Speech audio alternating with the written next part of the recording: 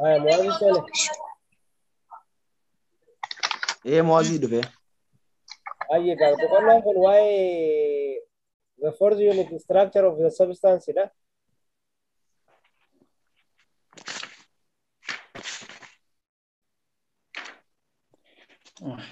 historical development of the atomic nature of substance ده قال له اوكي اخر قال لهم the ancient Greek philosophers described matter as a continuous or a discrete.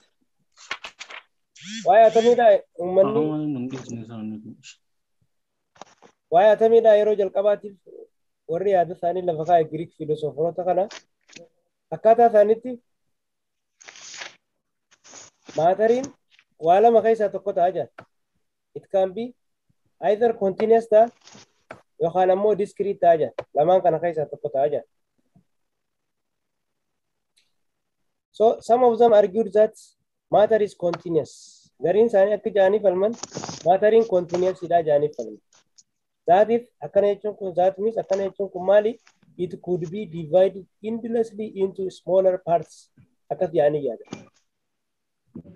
Okay. Mali tujra. Ancient Greek philosopher نقول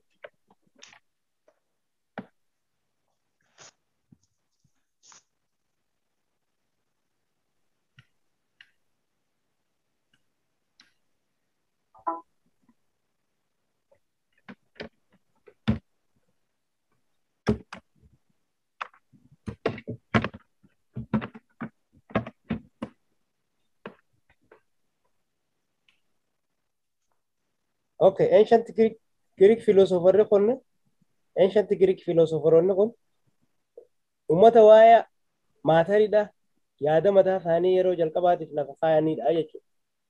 According to them akkaataa isaaniitti matter can be either discrete haja matterin tokko takka discrete takka ammoo maal ta'a jaan continuous ta'a jaan waan lamaan kana keessaa tokko ta'a jaan matterin warri discrete jeefalma kun maal jechuudha seetan atoms can be subdivided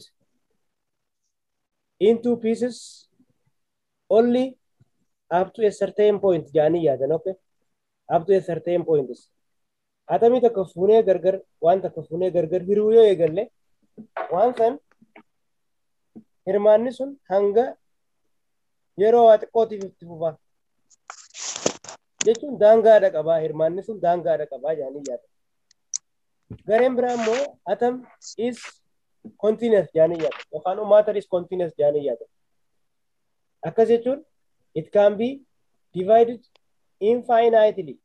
It can be divided infinitely into pieces jaanii yaada. Akkas jechuun maali waan takka yoo hiruu eegalle waan tana fuunee gargar irraa ammallee ni xiqqaatti ammas deebinee waan san gargar irraa hirmaanni kun hangamitti itti fufa jaan wanni tun hanga feete xiqqaattus subdivision kun hangamiif itti fufa jaan infinitely itti fufa jaan yeroo dheeraadhaaf itti fufuu danda'a jaan jechuudha. So namoota lamaan kana garee lamaan kanaatu waa'ee maatariidhaa jira jechuudha. Saniifuu gabaabumatti matter can be either continuous or discrete lamaan kana keessaa tokko ta'a jaanii yaadanii jechuudha. Some of them argued that matter is continuous. It could be divided endlessly into smaller pieces. Others believed that Garen Brahmasi matter is discrete. That means infinitely subdivided. Democrats of Namni Jamu Dibafri Jatami Anga Sadi Torbatami BC Namni Jirate thought that Akin Jayadu substances are made up of tiny indivisible particles. Wantoota baay'ee xixiqqoo ta'an baay'ee xixiqqoo ta'an kanneen gargar hin hafne sanirraa ijaaramanii jeetu yaada jechuudha. Fakkeenyaaf akka inni jiru if a piece of copper is cut into smaller and smaller pieces copper tokko fuunee piece yoo gargar hirre xiqqeessinee akka gargar hirru taate one finally reaches namni tokko dhumarra bakki inni irra gahuu danda'u a point where it can no longer be divided. qabxi takka irra gayaa jira. Bakka namni sun waan san gargar hiruu hin dandeenye irra gayaa jira. So wanni dhumaa sun he called maal jeen he called these particles atoms jennee yaamnaa jira. So amma inni maal jee yaa namni tokko waan takka yoo fuudhee gargar hiruu eegale gargar subdivide godhu eegale. Dhumarra bakka wanni sun gargar hin hiramne takka irra dheenaa jee faayinaali.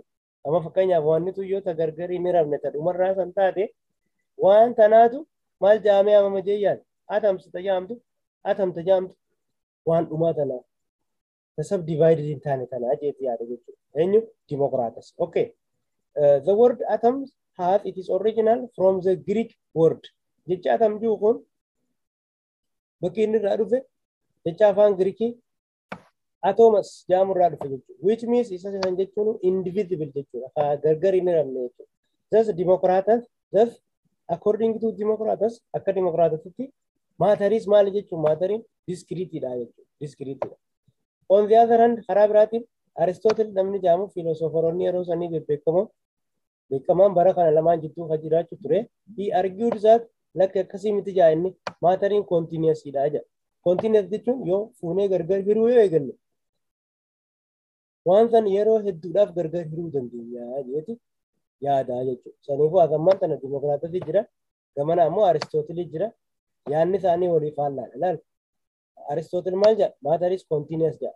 That means any material can be divided without a limit. Wanta ka gargar hiruu eegalle daangaan qabu wanni san hiramuusaa itti fufa jee yaadu jechuudha. Saniifuu matter is continuous jechuu yaanni taafatu. Kabiraa immoo Democratus. A piece is reached where further division of any material is impossible. Dhumarra waan xiqqoo takka bira geenya ta'ee booda wanni sun gargar hin hiramne bakka sanarra geenyaa jira. Saniifuu yaanni isaa kun maal jechuudha nutti ibsa. Matter is discrete jechuudha nu ibsa jechuudha. So warri jalqabaaf yaada mataa isaanii lafa kaayan isaan kana jechuudha. Okay, comparison between discrete and the continuous idea. Walumaa galatti mee discrete fi continuous idea jidduu compare haa goonu mee. Inni jalqabaa discreteness of a matter. Discreteness of a matter dha. Lammata ammoo continuity of a matter dha argina. Okay. Aslaala Democratus akkuma reefu dubbanne san yaada discrete kana deeggara. Aristotle ammoo yaada continuous kana deeggara. Haya, matter is a discrete. Yee yaada Democratus. Aristotle ammoo matter is maal jee yaada continuous yee yaada jechuudha. There is a limit. Daangaadha qabaa jedha. There is a limit to which matter is broken. Materiin akkatti hangi inni itti gargar hiramu kun daangaadha qabaa. Dhumarra hiramee bakka inni gargar hin hiramne irra geenyaa jee yaada. Continuous warri jiru kun ammoo matter is infinitely subdivided.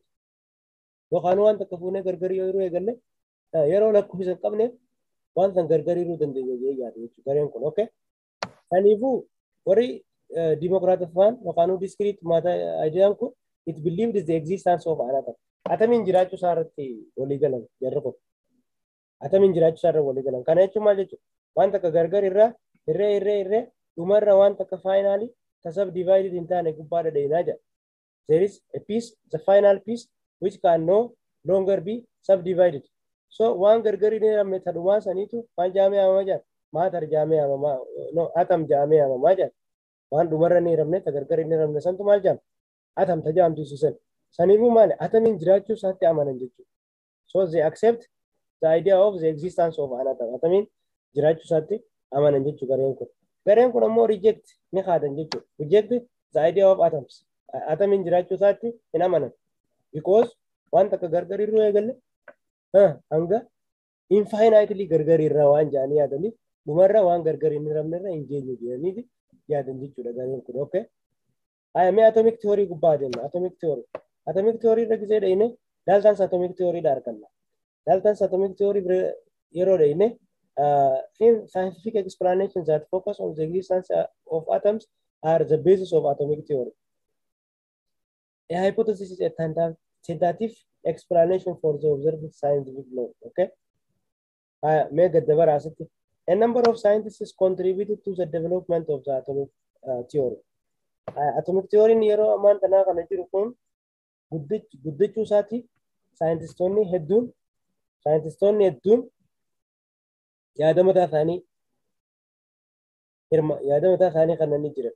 Haa ta'u malee modern atomic conceptiin bifa yaadrimeen atomiidha bifa moderniitiin ka'e galee with the work of John Dalton. Nama John Dalton jedhamu kanaan eegale jechuudha bifa adda ta'een bifa ammayyaawaatiin. Bara 1766 hanga 1844 jechuudha. An English scientist biyya Ingilizii. So there were two key experimental findings about chemical reaction before the time of Dalton. One of these is the law of conservation of mass. Amma dura seera law of conservation of mass kana ni beekna. Law of conservation of mass when we state godhu matter is neither created nor destroyed jechuudha. Okay, matter is created is into destroyed is into. During a given chemical reaction, the amount of reactant must be equal to that of the product jechuudha. Okay.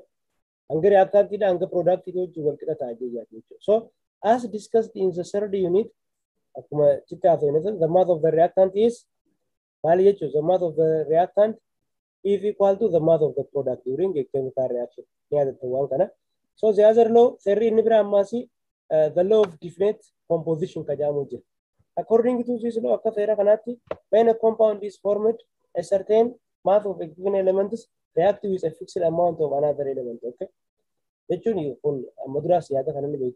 When your compound in certain mass of one element in the commodity and the murtan certain mass of another element combine godete alasani compound in umama alasani mal to umama compound itu umama jeti lafaka enin ismali sera definite proportion jeta takanu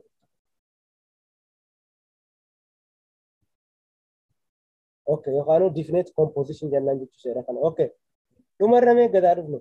The main points of Dalton's atomic theory are the following. Dalton's atomic theory qabxiileen inni waligala lafa kaa'e main pointing isaanii harmaan gadi qaba. Inni tokkoffaa matter consists of a very small particles called atoms. Akkani jiru.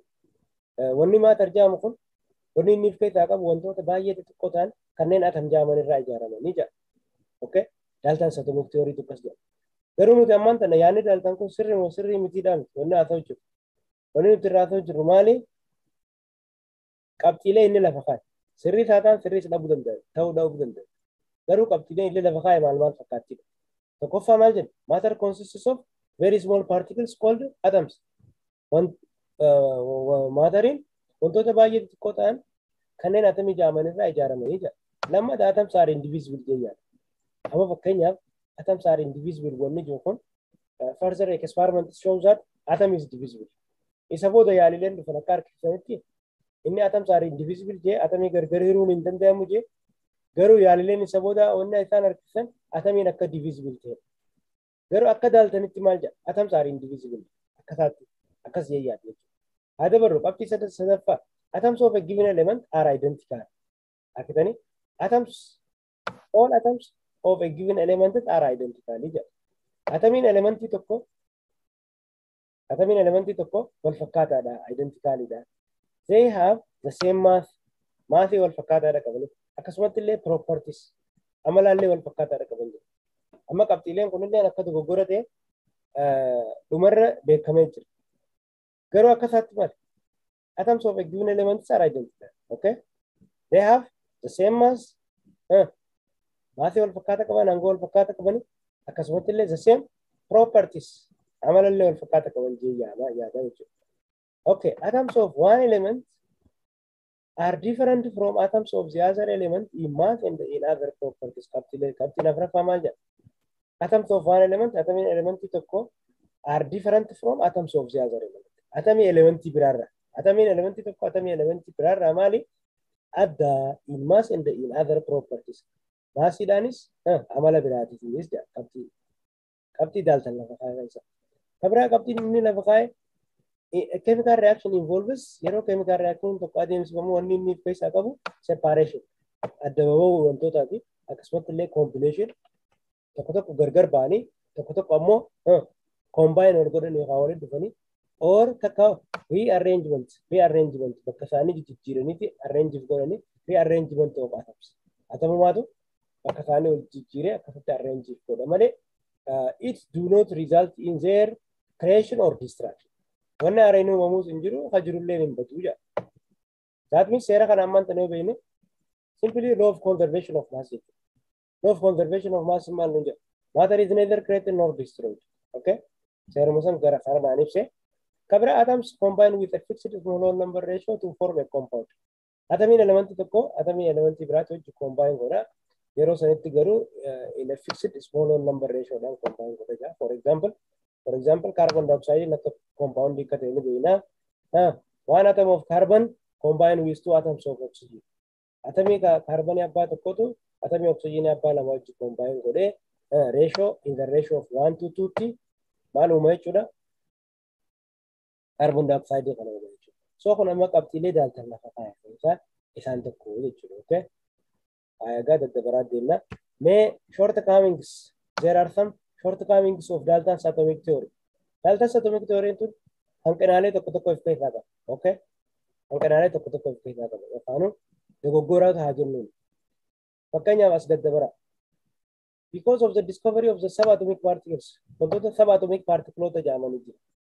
There are 3 subatomic particles. Okay? Atomiin tokko subatomic particle adda addaa abbaa sadii keessaa qaba. Okay? Atomiin tokko maal keessaa qaba?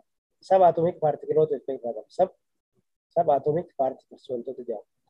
A given atom consists of 3 subatomic particles. Okay? These are isaanis maal jedhamanii atomii tokko keessa wantoonni jiran electrons wantoota jedhamu jira. Akkasumatti illee prootoonota jira. Akkasumatti illee neutrons jenna. Neutrons. So isaan sadeen kan keessaa qaba atomiin tokko. Okay. Amma gadaa dhufne. Okay, because of the discovery of the subatomic particles one discovered jecha Dalton's atomic theory was amended jechuun Dalton's atomic theory sirreeffamee jira jechuudha. The following 2 statements in Dalton's atomic theory were wrong. Qabxiileen armaan gadii lamaan tun Dalton's atomic theory keessa dogoggora qabxiilee dogoggoraati. Isaanis inni tokkoffaa atoms are indivisible jechuudha Dalton. Atoms are indivisible. Atomii gargariiruun hin danda'amu jedha. Okay, this statement is proved to be wrong. Qabxiin tun wrong ta'uusii mirkanaa'ee jira because atoms can be divided into subatomic particles. Atomiin subatomic particle reefu haasofne sadeen kanarraa ijaarame. Okay? Subatomic particle sadeen reefu haasofne kanarraa ijaarame. Saniifuu inni maal jee jira? Atoms are indivisible jee jira. Atoms are indivisible jechuu ture. Garuu maal jechuudha amma qabxiitu maal nu harkisifti? Atoms are divisible. Atomiin gargar hiramuu isaan nu harkisu. So qabxiin tun Dalton keessa qabxii wrongii taate keessaa isa tokko jechuudha. Okay. Kabira atoms of the same element have the same mass jaanne. Look, atoms of the same element have the same mass. Akkana jettee amala maal jaa? Atoms of the same element have the same mass. Atomiin elementii tokko maasii wal fakkaataa qabaachuu hin danda'u. Because of sababni isaatis maal? Because of the existence of an isotope. Sababa isotope hin jiruuf akkas hin danda'u. Isotope jechuun maal jechuudha? Isotope jechuun atoms of the same element having the same atomic number but different mass number. Atomii elementii tokko maasii isaa wal fakkaataa ta'e atomii elementii tokko atomic number isaa wal fakkaataa ta'e maasiin isaa adda ta'e.